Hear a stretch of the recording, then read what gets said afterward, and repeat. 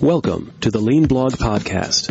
Visit our website at www.leanblog.org. Now, here's your host, Mark Graban. Hi, this is Mark Graban. Welcome to episode 342 of the podcast for May 21st, 2019. My guest today is Adam Ward. He is author of the book Lean Design in Healthcare, A Journey to Improve Quality and Process of Care. Adam is an innovation process expert and an independent advisor.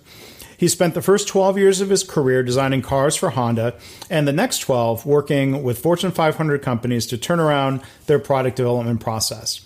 He's a resident Buckeye. He coaches students at Ohio State's MBOE program. That's a Masters of Business and Operational Excellence program. So in this episode, we discuss Adam's early days at Honda and how he made a career transition into healthcare. We'll talk about the story behind his book and some of his experiences and practices that are transferable, going from what was called simultaneous engineering at Honda to lean design. What are some of the most common failures? How can we coach leaders so they aren't just giving lip service to methodologies like this? We'll discuss all of that and more. If you want to find links to Adam's website and book and a whole lot more, you can go to leanblog.org/342. Well, again, we're joined today by Adam Ward. Adam, thanks for being here on the podcast with us. Thank you, Mark. It's a pleasure to be here. So we're excited to talk about your book and lean design, but why don't you start off first, introduce yourself. You've got an interesting career path, and you can introduce yourself to the listeners. Yeah, I think it's quite popular now to talk about career reinvention, and I certainly wouldn't have planned this when I was in college. I got my undergraduate in mechanical engineering, and I went and designed Hondas for a dozen years in Central Ohio and really loved that job. Then a headhunter called me one day and said, "Hey, do you know anything about lean product development?" And I said, "No." He said, "Well, let me send you a book and you can read the book." And I read the book and I said, "Oh, you mean my job description? This is what I do on a daily basis." And I didn't know what the academics called it. And then I switched to GE Healthcare. And they wanted to do lean product development at GE Healthcare, and I worked there several years. I really enjoyed it. And then, GE, the leaders changed a lot, and we got a new chief technology officer, and I had a boutique consulting firm come and ask me, "Hey, can you lead our lean design division?" So that was almost 10 years ago now.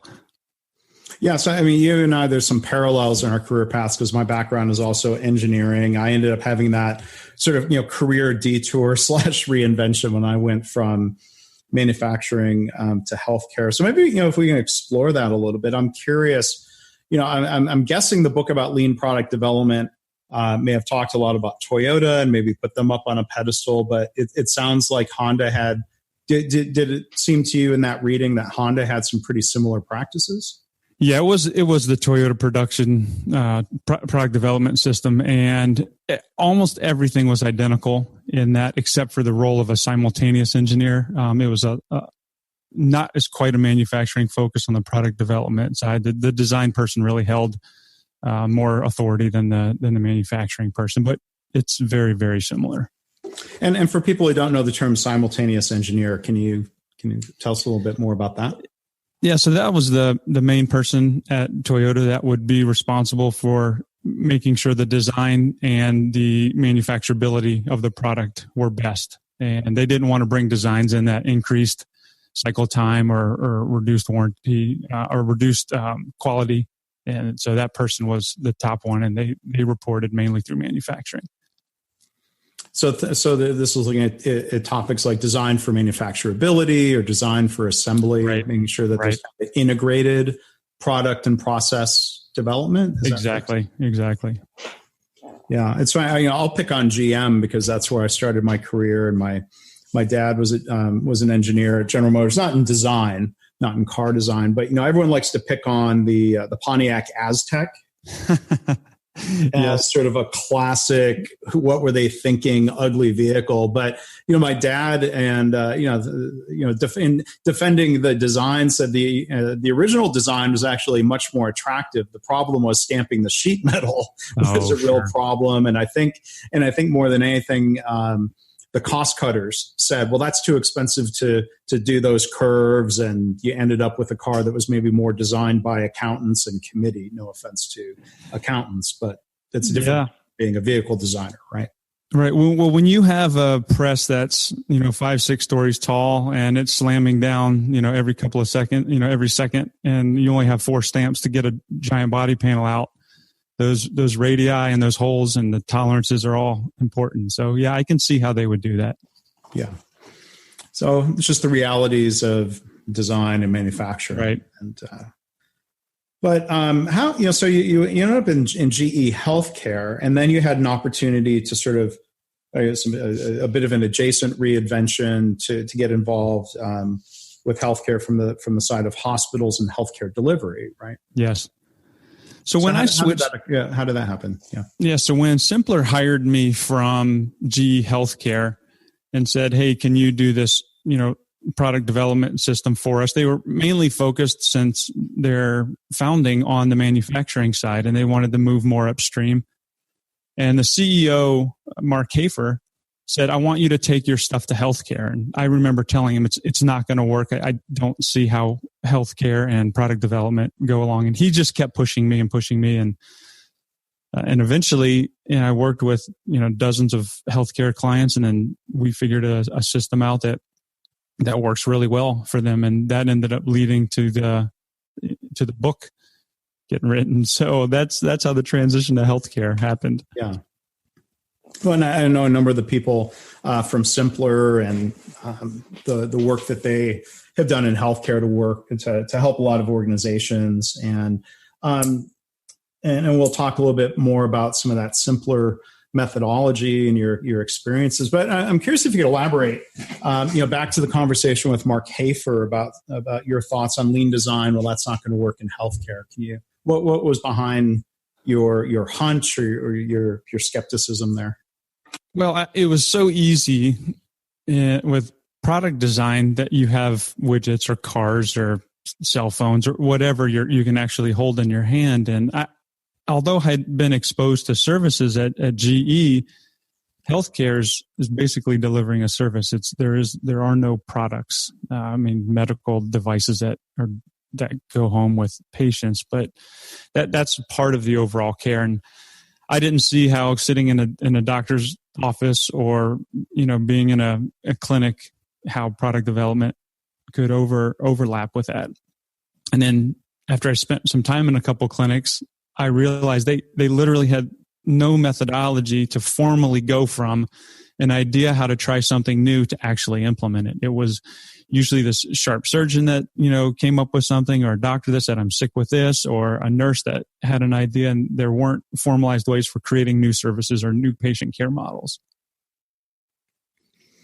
Yeah, and from what I've seen in healthcare, as much as you can generalize, and I think this is a fair generalization, when you look at healthcare delivery from a process standpoint, a lot of times, frankly, the processes were never really designed. It just evolved. Right. And I think the same thing, one of the times when I've been involved in the design or build out of a space, when you look at the existing space in the current state, there's similar thought, may have been lacking, or the intentionality, if that is that even a word, intentional design of, people struggling with things like, our equipment supply room's never been big enough. I'm like, well, right. So what was the thought process? And, did somebody just say, well, here's the space we've got, they'll figure it out? It seems like oftentimes the space just evolves, or there's not that integrated space and process design. And so that sort of leads into maybe those are some of the problem statements or the frustrations that lead to people taking a lean design approach, right?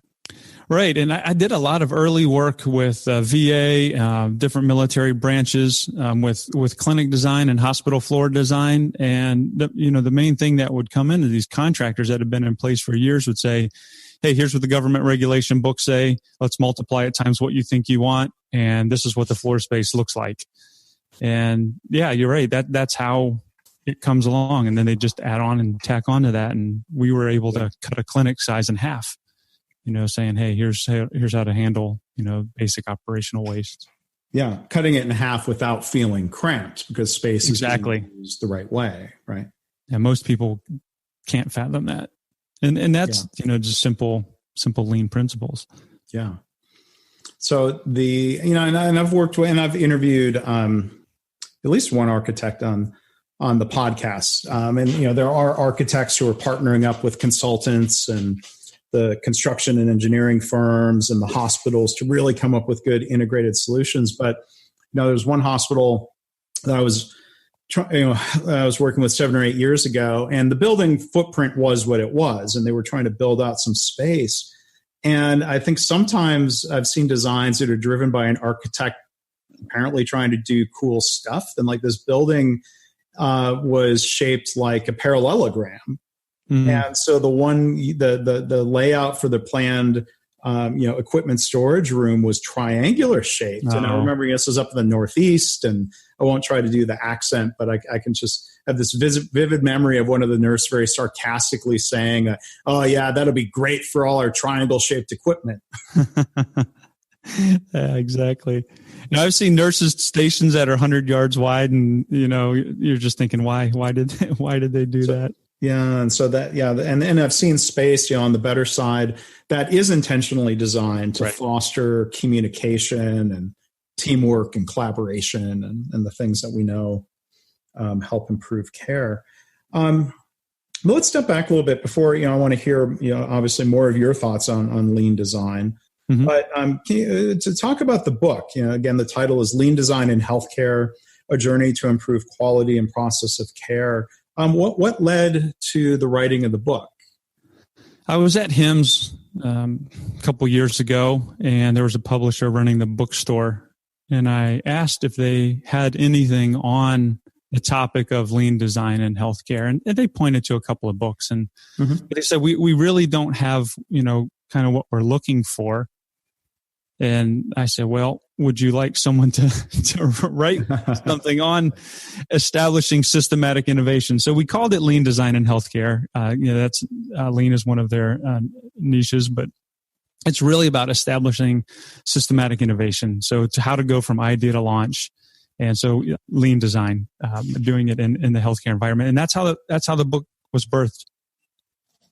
And now, unlike a couple of the other books on the topic, this one is more of a story or sort of fictionalized type format. Can you talk a little bit more about why you chose to write it that way, what you think some of the benefits are? Yeah, so they asked me, they said, here, the publisher said, these are 2 books that we like. Can you combine them into one? Mm-hmm. One was a story, and one was how to do it. And I said, sure, I'll write it as a fable. I haven't done that type of writing before, but, I can write it that way. And I'd actually gone through the first draft. I guess that was later in the conversation, but I had gone on the first draft, not written it as a story, written it as a textbook, if you will, or traditional book. And I think the benefit to the story is that the characters can become relatable, and you can pick it up and you can almost get through it really fast, not realizing that you're ingesting a significant amount of why things happen, because you're getting it in the dialogue back and forth between the characters that we follow through it. Yeah. So the topic of the book, you've touched on it, but maybe it's just, kind of go back and reset. How do you define lean design, or what's some of the terminology that you like to use around this? Yeah. So one of the things that, we talk about, and the word innovation is overused, which I'm glad it wasn't in the title now, but anything, when we talk about early in the book, what is innovation? And we talk about it's when you actually introduce something that obsoletes what was used before. Mm. And in healthcare, that's specifically around what service are you offering. And obsoleting means patients no longer want it. Just like when the iPhone came out or the BlackBerry came out, the flip phones, died. And so if we create something that nobody wants, that's the biggest waste in any type of product development. So with lean design, we wanted to be able to say, how do we introduce stuff that obsoletes it? And then how do we do it so that it's extremely accurate? So I studied all of the development methodologies that are out there: Agile, Lean product development, design thinking, user-centered design, design for Six Sigma, and had long arguments and debates in the real world on what works and what doesn't work in healthcare. And what we wanted to be able to do with Lean design is say, organizations that don't have this, let's create a model that's simple, that anyone can pick up and go run with today without having to be a practitioner or an expert in any of those. And so, yeah, you talk about phones, the BlackBerry in a lot of ways obsoleted the flip phone. The iPhone kind of obsoleted the idea of the hard physical keyboard. Right. Even though I'll tell you, my wife gave up her BlackBerry very begrudgingly. She loved that physical keyboard, but we adapt. She adapted, and she's fine with the iPhone now. But one of the challenges, it seems, with innovation is that there's that uncertainty of, have we created something that nobody wants? That makes me think of some of the discussion in the realm of lean startup of like, two questions: can we build something, and should we create something? Right. So, are there similar thoughts around lean design, or how do you, if somebody's trying to be innovative in healthcare, what can you do to try to reduce some of the risk that it turns out to be something that nobody wants?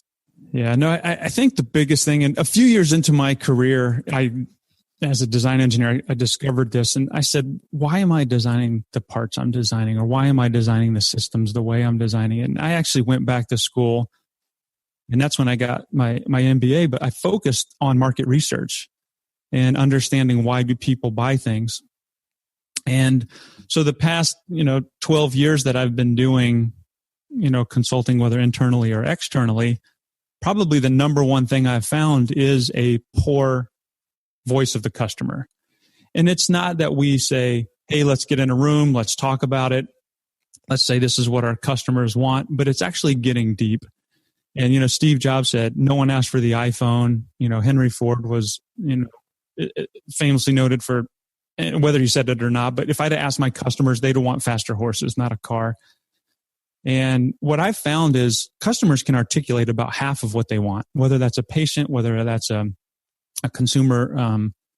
And then the other half, you can only get through observation and deep conversations. And organizations, it's really tough for them to engage in that unless you have dedicated resources, unless you're humble enough to say, I don't know what they want. Then it becomes troublesome and you miss. So with reducing the risk, you have to not talk. You have to be all ears and listen and ask open-ended questions. And then you'll know, should we make this or not? Yeah, and that's why I think, there are great parallels. I know a little bit about design thinking, just enough to be dangerous, but it seems like there's this idea of not just asking people, but going and observing. And that reminds me of Lean, of going to the Gemba, observing the work, in the context of continuous improvement. There are some ideas you'll get just asking people, what should we improve? But then there's a lot of things, that people have sort of become numb to or blind to. And you see somebody struggling, I think of an example. Here's a design issue at a real detailed level, a nurse crawling on her hands and knees under a desk to plug in a computer card. Right. And so, well, wait a minute, that looks more difficult than it should be. And if you were to ask the nurse, like, oh yeah, if that's just the way it is, I do that all the time.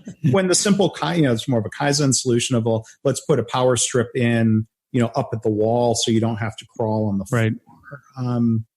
I'm sure you've seen, like, what are some other examples that you've seen kind of more in the design realm of needs or opportunities that you gain from observation? Yeah. So some of the biggest issues that I see that would cause me to say go that way is, we'll have a single physician that sees something in their clinic one way and talks to their colleagues in other organizations or goes to conferences and hears about something and then becomes fixated on the solution. Yeah. Another area would be, as much as I like HCAHPS and CGCAHPS for, understanding patient satisfaction, so many come in. I mean, you could have hundreds, thousands, tens of thousands of comments every month, and we're not applying data analysis or AI on those comments to really find out what's happening. And then when you sit the patients down, healthcare is a deeply emotional service that's offered. A lot of people could be near death. We certainly, want to be healthy so we can just do life.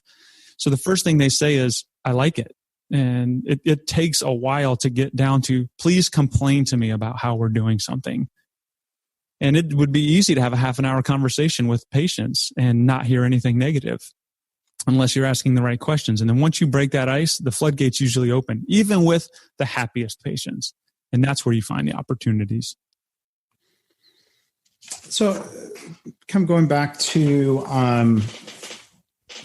voice of the customer, maybe we can delve into a little bit deeper. When you talk about kind of poor understanding of voice of the customer, what are some of the practices that lead to that? Is it as simple as saying, well, if they didn't go and observe, or what are some other things that sort of lead to poor outcomes in design where we assume or we're attempting to meet customer needs?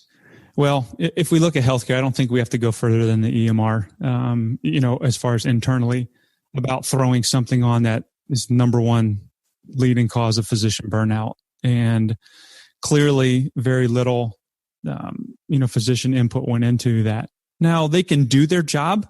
It has all the fields and things that they need to do it, but it just wasn't done great. If we look at it from a patient perspective, clinic offices has gotten very comfortable with, what I call banking hours. And if you look at the demand and you talk about when patients want to come in, there's a big rush on Monday, right? Because they don't want to miss their work week. Friday's almost empty. And then people don't want to take days off, especially in urban environments where they have to take a half a day or full day off. Sometimes people can't. They can't, right? Yeah. And, I mean, call these innovations, but just having after hours or, double staff on Mondays or having clinics at employers' offices are all simple things that, if you were listening to the patient, you could meet demand better. And we hear, we don't have any access. We don't have any access. Well, you're open for 10 hours. You see patients for 8 and they're when the patients are working. It's interesting to me that, I'm surprised payers don't put more pressure on clinics to change, because I'm sure, it's more expensive if you end up going to urgent care or an emergency room because you have access issues around primary care hours.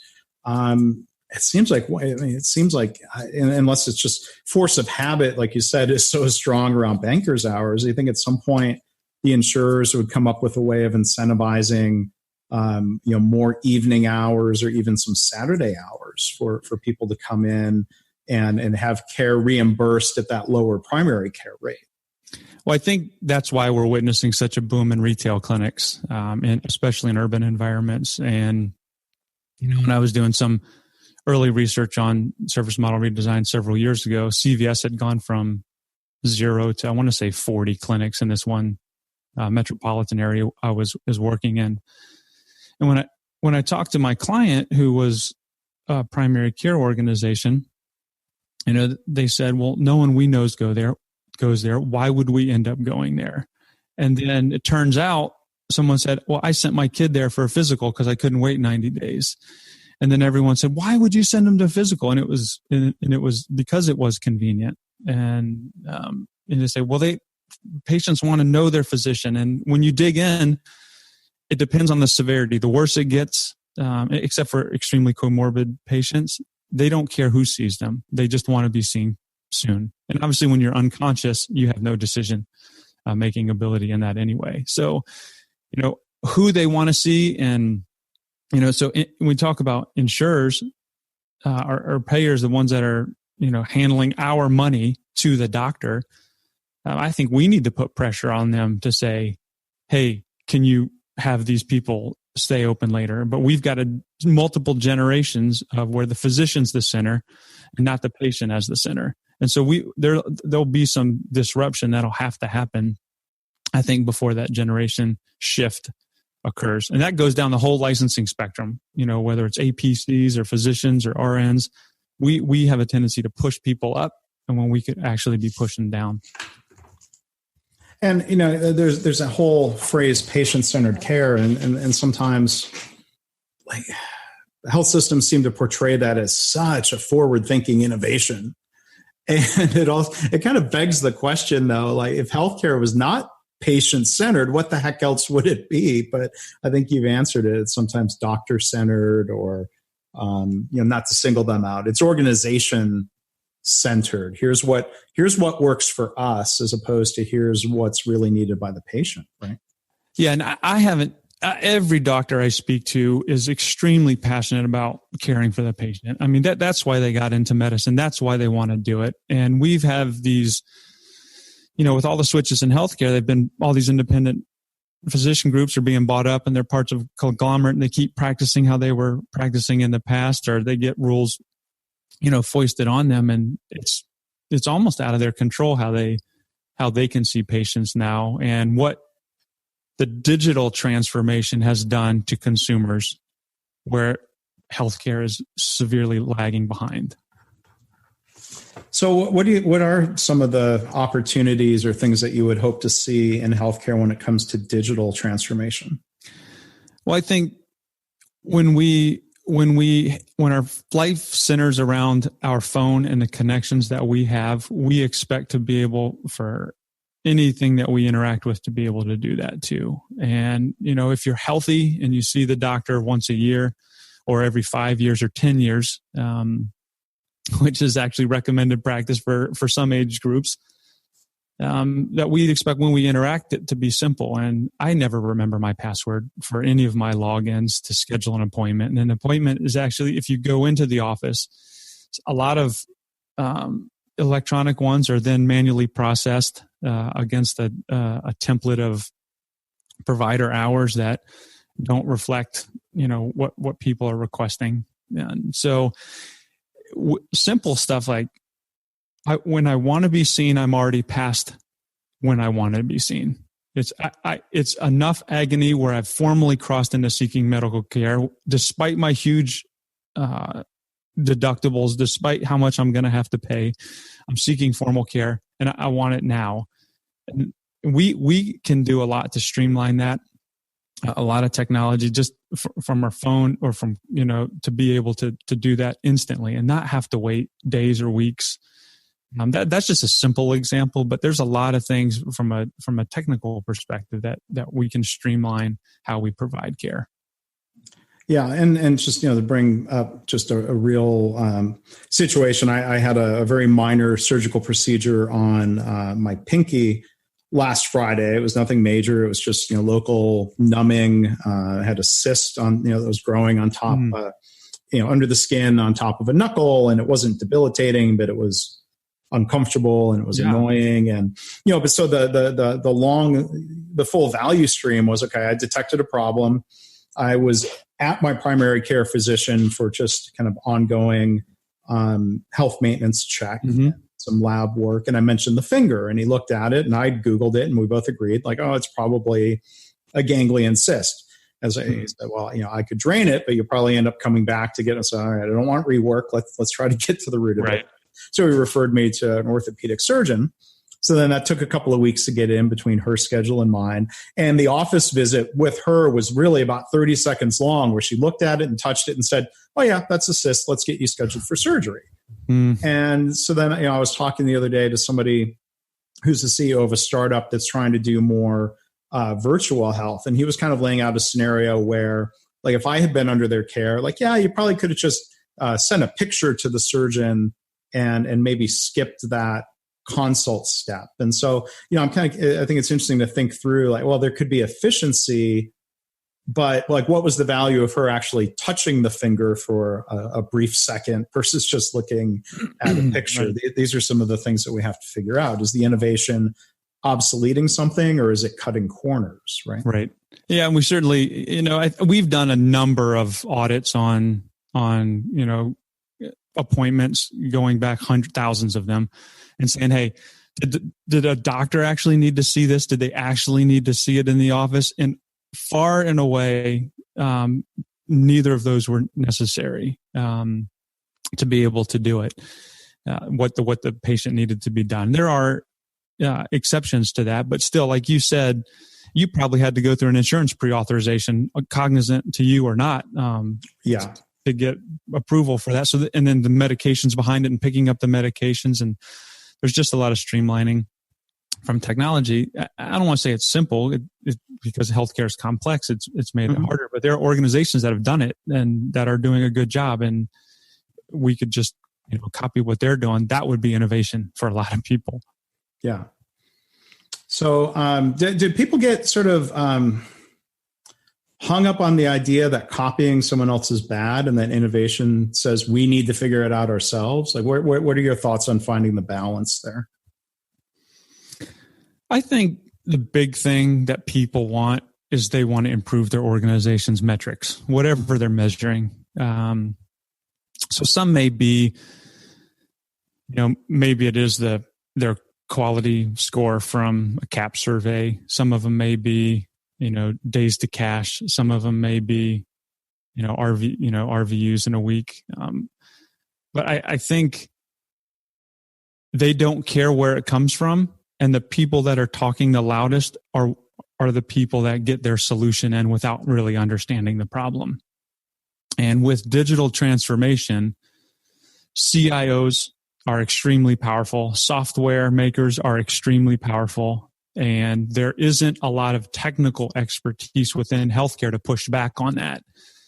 And certainly you can see it in other industries too, whether that's, banking and insurance or manufacturing with blockchain or, some of these other technologies. And if you don't have that debate, you don't understand what you're really getting from. And you just introduce a whole new slew of workflow issues that makes someone's job better, but 10 other people's job worse. So, 2 hours of EMR charting to 1 hour of, seeing the patient, stuff like that. Yeah. And that's understandable then of how that leads to burnout. Right. As you mentioned earlier. Right. So if we're saying, hey, we want to be innovative, the first thing I say is, well, the leader, you need to be bought in. If you're not bought into being innovative, it's going to fall. It's going to fail. And that's with any, transformation initiative, regardless of what you want to do. But once that happens, you've got to go see what's going on in your world. What is your Gemba, and you have secondary data and you've got primary data. So you can go collect what's already out there. What are the competitors doing? What are the comments being made? But then primary data, go collect, go talk, do it in waves. In the book, I talk about doing it in different steps so that you don't have the assumption going into the solution. By the time you understand them deep enough, you're actually searching for a solution that'll fix that problem instead of vice versa. Yeah. So, coming back to the book and, back to your work at Simpler, how do you describe what is the Simpler design system? Yeah. So the Simpler design system was basically some principles from lean product development. They had codified those into, kind of best practices, and whether that was designed for cost, designed for manufacturability, concept of a, chief engineer, a very, manufacturing focused. And that's where we drove most of the improvements on the R&D side for firms that created products. That was what the Simpler design system was. Mm-hmm. And then differences, or what maybe just build on that a little bit more. What are some of the key differences between designing products and designing services? Well, I think we had two issues we needed to deal with. One is that was very heavily hardware focused, and accordingly, there weren't very little as far as the services. And then secondly is healthcare doesn't want to hear about widgets. They want to hear about patients and physicians. They're most educated industry out there, and the examples and everything need to be for them. and you need to actually do work with them. And so that was really we had to. So going from simpler design system to lean design in healthcare was a massive upgrade in what does the approach need to be successful in healthcare. And we had to pull in all of the other methodologies because software was a big thing. Obviously the whole market research front, piece was a big thing. And when clients would ask about any one of those, we couldn't just say, "Oh, use this. It worked 10 years ago for Toyota or Honda." We needed to be able to say, "Oh, you can call this CEO at this healthcare system and find out how it's working for them right now." So, in the context of the lean design process, whether it's in healthcare or other organizations, what are some of the most common failures that you see when people try to use this approach, and how can some of those be avoided? Yeah, that's great. I have a section of one chapter dedicated to what I called basics, and I have the characters joke around. Well, if that's basic, that'd be that's the equivalent of asking someone to go run a 5K who's never run before. Yeah, and a 5K certainly is easily doable for anybody. It just would take some time to get there, and so some of those are. I mentioned leadership buy-in, and it can't just be lip service. It has to be the business leader has to be driving it, actively driving it. But behind that, you need to have dedicated resources. If you don't have people, whether that's 1 FTE or 10 FTE, so many clients, I would say, just give me one and we can do some pretty cool things with just one. And so, but there had to be dedicated FTE to that. They needed to have their own space. They needed to have their own budget. It needed to be separated from operations. Because at the end of every month or at the end of every quarter, it'd be easy to pull that budget back out. So we need to make sure that those resources are dedicated. And then we need to have a formal framework. Even if a framework is 3 bullet points on a Post-it note, we need to follow something. I think some of the, I'll call it silliest things I've heard is stick smart people in a room and have them come up with a great idea. And in isolation. Yeah. And I think you certainly can get good ideas out of that, but you will never get a great idea out of that. And you certainly won't get the incredible ideas that come out of a formalized framework where you don't have to worry about the scientific part of it, where you can focus all of your effort on the creative side of it. So then you talk about executives not just giving lip service. I mean, what can you talk more about the importance of, in your work as a consultant or coach, the importance of executive relationships? How do you try to, convince them or open their eyes, help them discover that they need to do more than just give lip service? Yeah, Mark, you've been doing lean consulting for a while, and I think you'd probably say the same thing. If you're doing a Hoshin Connery session or strategy deployment session, and you're looking at the number of initiatives in the north box, the one thing I see all the time is there are just too many things listed in that north box, and we like to see focus in organizations. So if you're going to say innovation, don't have it be 1 of 15, have it be 1 of 3 to 5. Because you can't be an active cheerleader for 15 initiatives. And so that's it.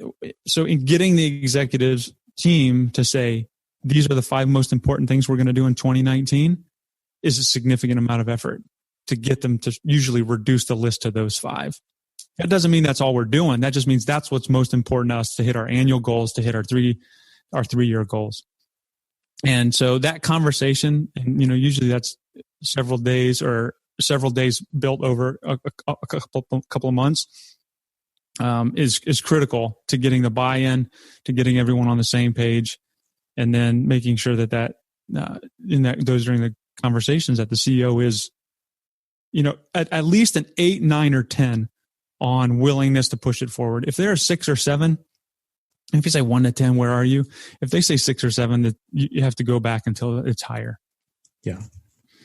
Yeah. And I think it's funny you talk about kind of that 1 to 10 question on commitment. There's sort of there's a field that I've taken interest in. I've done a couple podcast episodes with people about something called motivational interviewing. Is that something you've heard of by chance? Oh yeah. Yep.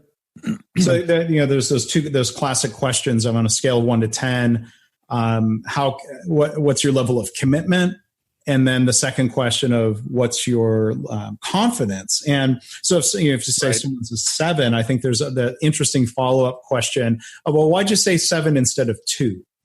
And the answers to those questions tend to be things that strengthen commitment. If you ask, well, why didn't you say 10?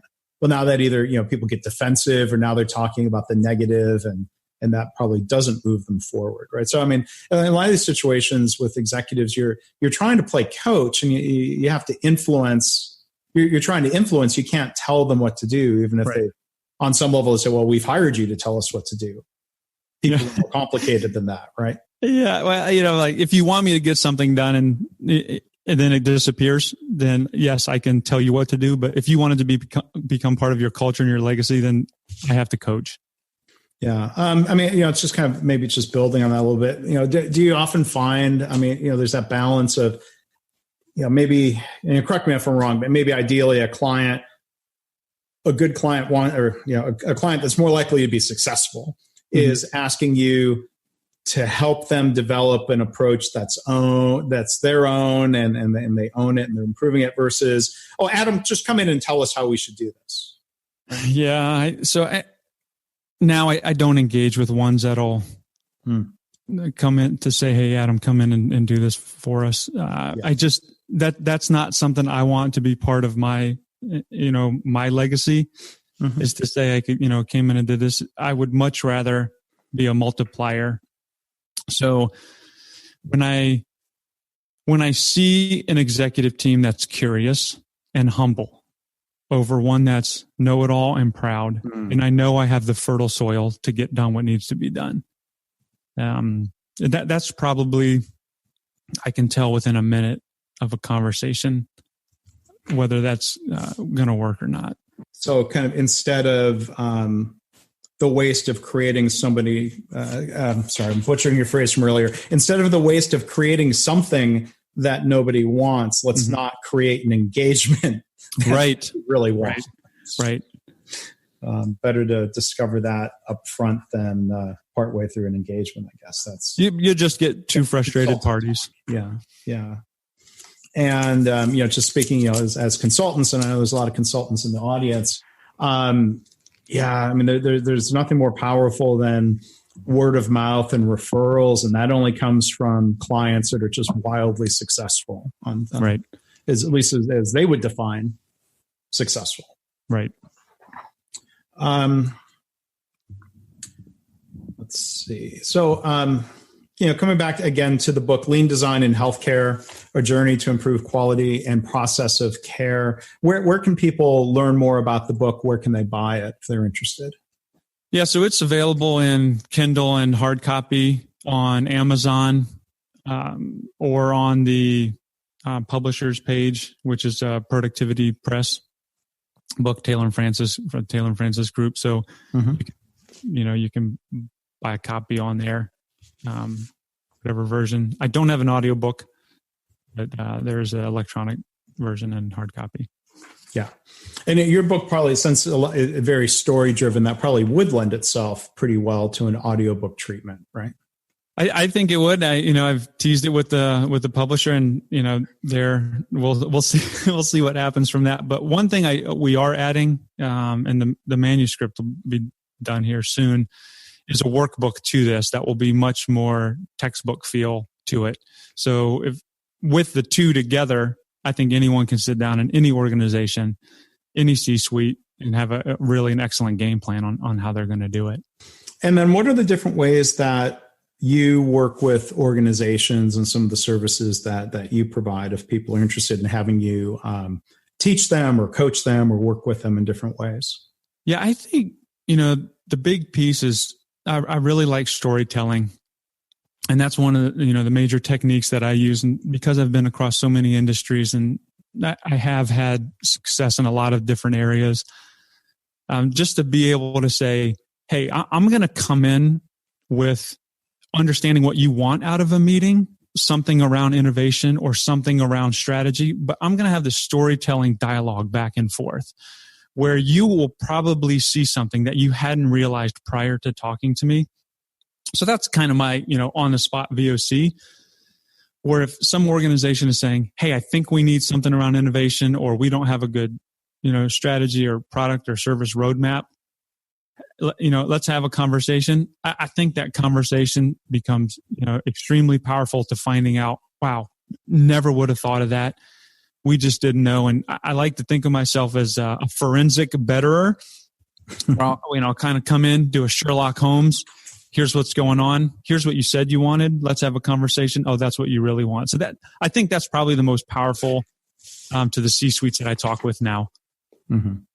So if a client is asking you for a faster horse, you can sort of try to guide a conversation that uncovers what it is they really want, perhaps. Yeah, and maybe they do want a faster horse, and that is a lot of times what they're looking for, and we can figure that out. But I think with the questioning technique that I use, it just opens eyes so much more onto what they can actually achieve.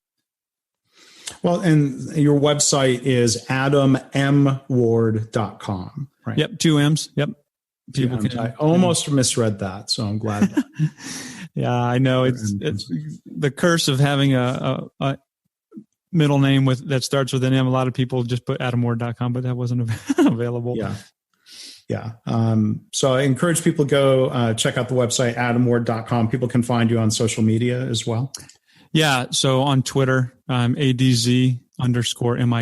That's Ads Michael. That's just shortened version of my first and middle name, Ads Michael. And then if you type in Innovation Adam on LinkedIn, they can find me there too. Okay, great. Well, congratulations on the launch of the book. I know it's been out for a little while now. I was delayed and following up to actually get you on the podcast. I hope it's off to a good start out there in the market, and hope people will go check it out. So, Adam, do you have any final thought you might want to leave the audience with? Mark, thanks for having me. And I just want to challenge, the people that are listening, just to set aside thinking time each week. That's probably the number one tool that I use on innovation. Our lives get so busy. If we just have a couple hours where we're meditating or we're thinking or we're alone, we can achieve so much more. So less podcast listening time, more thinking time. but we need both of those. We need both of those. Well, I know your podcast today here, I'm sure, has generated a lot of thoughts. And if you're listening to this while driving, don't meditate right now. But when you find a chance, do that. I could be better at that. That's something I'll reflect on. And again, go check out the book written by Adam Ward, Lean Design in Healthcare, A Journey to Improve Quality and Process of Care. Thanks so much for joining us, Adam. Thank you, Mark. Thanks for listening. This has been the Lean Blog Podcast. For Lean news and commentary updated daily, visit www.leanblog.org. If you have any questions or comments about this podcast, email Mark at leanpodcast@gmail.com.